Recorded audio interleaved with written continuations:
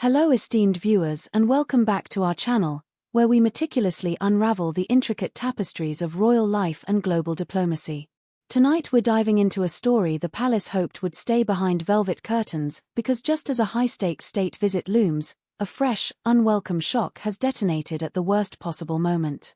Stay with me, because in the next few minutes we'll unpack how a single decision in Westminster collided with a sensitive state itinerary, why the spectre of Prince Andrew refuses to fade, and what insiders say the king absolutely does not want to happen on camera.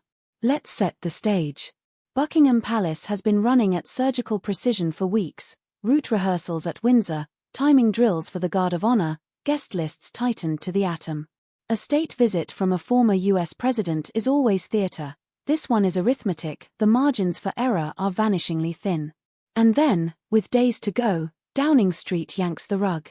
The Prime Minister abruptly dumps a heavyweight peer over historic Epstein links, an explosive move on any afternoon, but catastrophic timing when that same figure had just been positioned for America's front porch.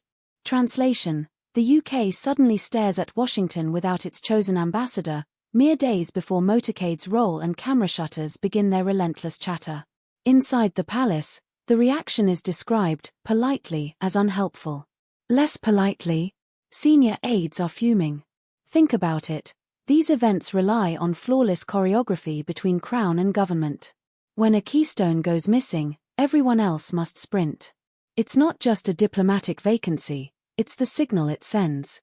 Headlines that should read alliance on display now threaten to scream London in disarray.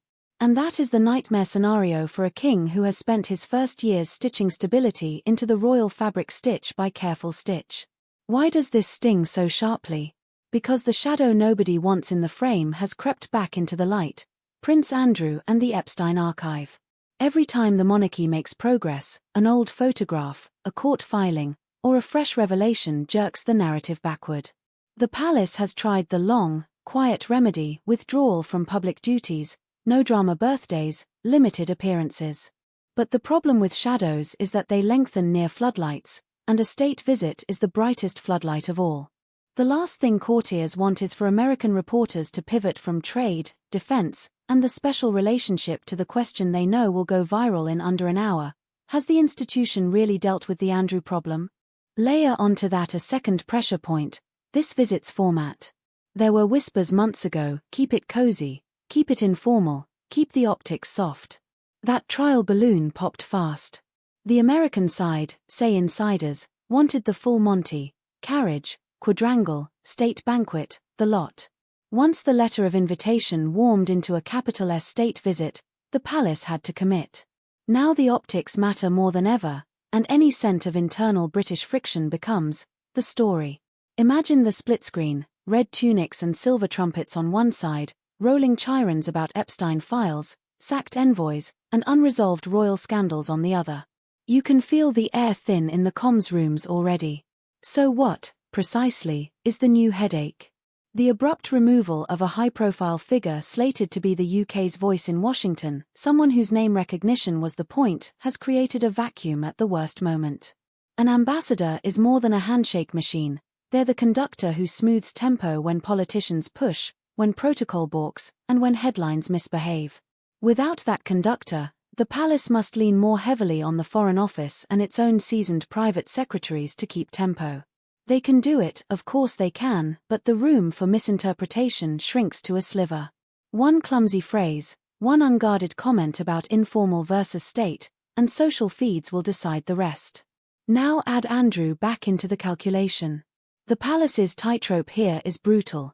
Keep him out of proximity, out of the lens, and out of the question line.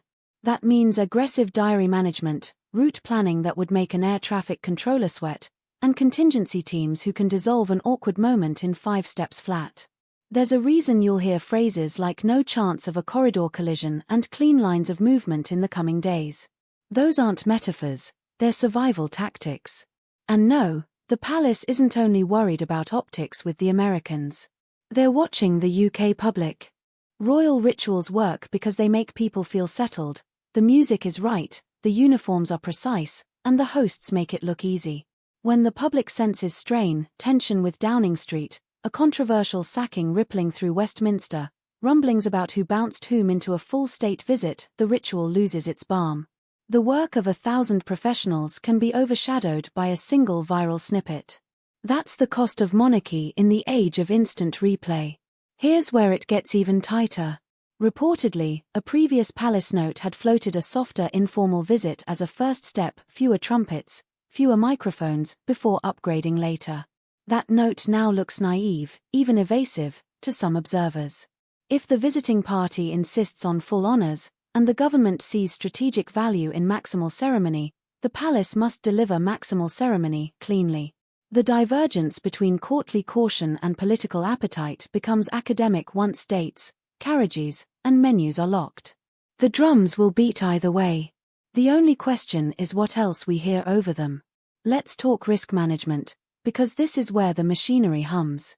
Expect 3 things. First, flawless segmentation of the visit: public, private, bilateral, ceremonial, all kept in lanes so crisp you could chalk them. Second, a narrative that recenters substance, defense cooperation, supply chains, intelligence ties, clean energy. The speeches will be crafted to magnetize the story back to the work. Third, ruthless schedule hygiene. If it isn't essential, it's gone. If it isn't pre-briefed, it isn't said. Watch for brief, highly structured media moments and unusually tight holds around principal movement. That's not stiffness, that's discipline born of necessity. Now, about the king. Those close to the planning say he wants one thing above all: that the visit honors the country and doesn't turn him into a prop in a brawl he didn't pick. He's prepared to absorb a certain amount of political weather, every monarch must, but there is a line between constitutional grace and being dragged into a Monday morning spin cycle. The subtext of much palace grumbling isn't arrogance, it's fatigue. When your job is to bind a country together with symbols, you need the political class to stop kicking the plinth. Will the absence of a UK ambassador in Washington derail the visit? No. It complicates, it doesn't collapse. The Foreign Secretary, the National Security Advisor, the embassy's chargé d'affaires, these actors will surge forward. But the symbolism hurts. While Britain tries to showcase mature stability, it looks abruptly understaffed in the one place you never want to look understaffed. So where does this land by the time the cavalcade turns onto the long walk? If the palace wins, here's what you'll notice. The camera lingers on smiles, on precision, on centuries-old ritual that feels strangely fresh. The speeches read like history books in draft, not tabloids in print, and post-visit headlines focus on agreements, not sideshows. If the palace loses, you'll know in seconds. Questions about Andrew hijack pooled Q&A, the sacking becomes shorthand for chaos, and the special relationship segment on cable sweeps is illustrated with B-roll of flashing blue lights instead of pageantry. Quick pulse check: if you're still with me, drop steady hand in the comments so I know you're part of the 1% who actually watch the moving parts, not just the highlight reel. And tell me this: should the palace have stuck to its guns on an informal first visit, or was the full-dress decision inevitable once Washington pushed? One more lens before we close. The monarchy's strength isn't that it never stumbles, it's that it absorbs shocks while acting as if it was born for them. That's the job. The challenge of this moment is not simply that a peer was felled by old associations or that an awkward royal shadow returned. It's that both emerged on the eve of a high-definition test of national steadiness. The palace doesn't need perfection. It needs quiet competence so convincing that noise looks silly beside it. We'll be tracking every beat, motorcade timings, quadrangle choreography, speechcraft, and whether the royal government duet finds its harmony on the day. Do you think Downing Street's hard push was wise realism or reckless timing? Are the palace's concerns justified, or is this exactly when institutions earn their keep by swallowing the chaos and smiling anyway? Like the video if you value deep dives over hot takes, subscribe for more clear-eyed coverage of royal and geopolitical crosswinds, and tap the bell so you don't miss our immediate breakdown when wheels touch tarmac. Thanks for watching, and until next time, take care, and keep your eye on the long game.